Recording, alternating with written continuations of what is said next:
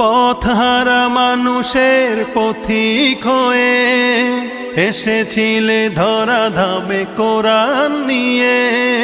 পথহারা মানুষের পথিক হয়ে এসেছিলে ধরা ধামে কোরআন নিয়ে।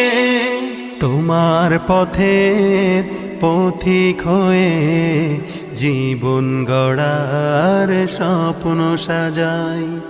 তোমার পথের পথিক হয়ে জীবন গড়ার স্বপ্ন সাজাই। তুমি যে মোদের প্রিয় নবী, তোমায় কাছে পেতে পাগল সবাই। সুখের দিনেও মোরা খুঁজি গো তোমায়, দুঃখের দিনেও মোরা সরি গো তোমায়। সুখের দিনেও